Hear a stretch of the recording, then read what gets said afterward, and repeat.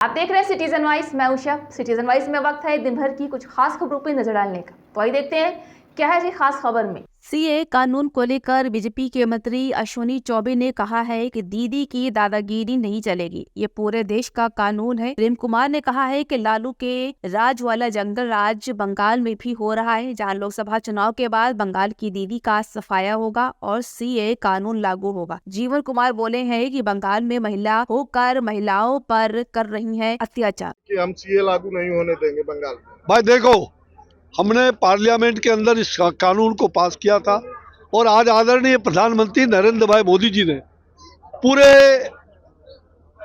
अंतर्राष्ट्रीय स्तर पर कहा जाए, चाहे वो बांग्लादेश में रहने वाले हों, पाकिस्तान में रहने वाले हों, हमारे जो हिंदू भाई हों, मुसलमान, सिख, ईसाई अफगानिस्तान में, और मेरा सौभाग्य है कि मैं पार्लियामेंट के उस कमेटी का शुरुआत में मेंबर भी रहा।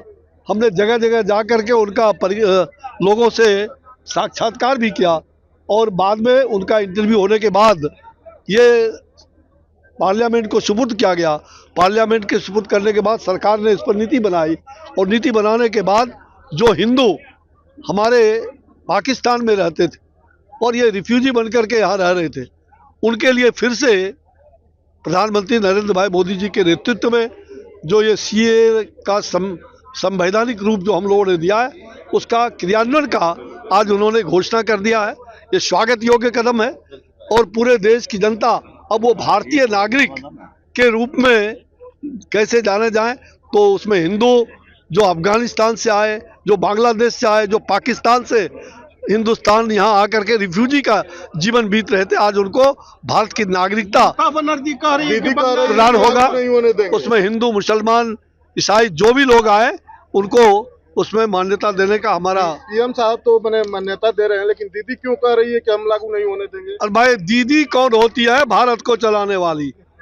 ये पूरे भारत का कानून है, ये पार्लियामेंट का कानून है, ये पूरे देश में लागू होगा और देश की जनता 140 करोड़ जनता लागू करेगी। हम ये दीदी कह रही है और दीदी का दादागिरी चलेगा हिंदुओं पर, ये हिंदुस्तान पर, ये किसी को स्वीकार नहीं होगा। इसलिए आप चिंता मत करिए। ये अगुवाई किया है हमारे उत्तराखंड की सरकार ने।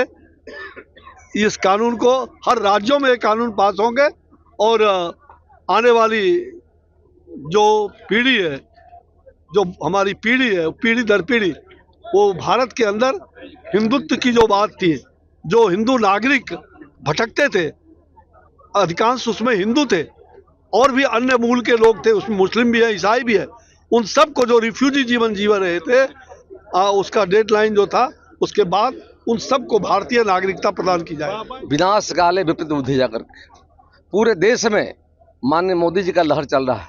सीए कानून जो है देश के हित में जाकर के तो लागू होगा जाकर के।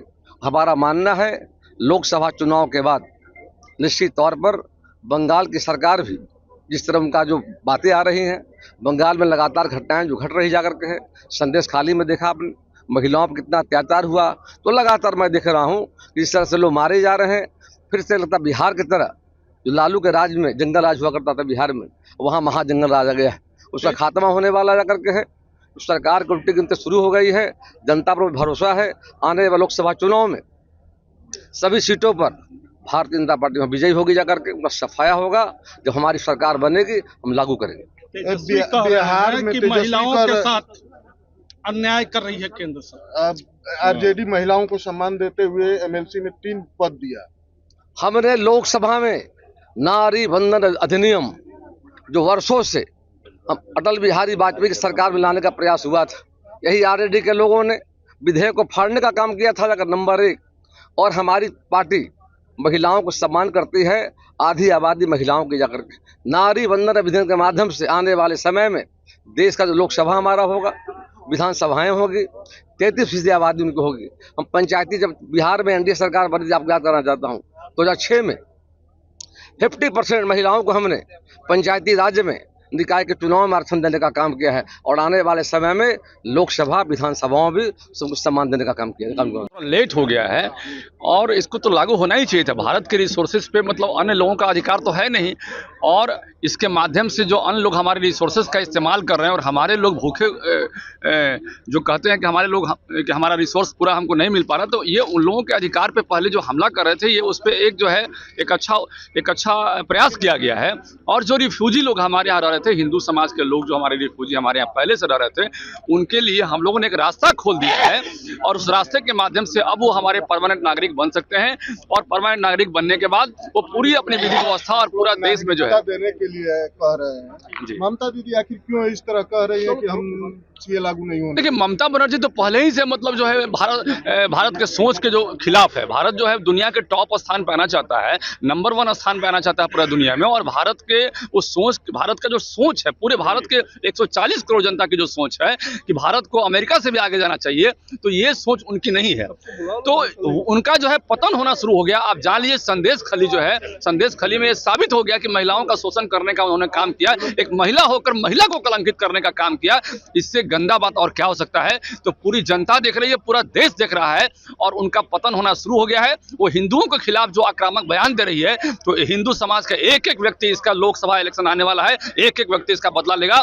और तमाम रिफ्यूजी समाज जो अभी नागरिकता हम लोग को उनको मिलने वाला है, वो भी उसका इलाज करेंगे ममता बनर्जी का, जान लीजिए। तो ये थी आज की खास खबर। ताज़ा खबरों की अपडेट के लिए जुड़े रहिए हमारे साथ सिटीजन वाइस पर। हमारे चैनल को लाइक, शेयर और सब्सक्राइब करना ना भूलें।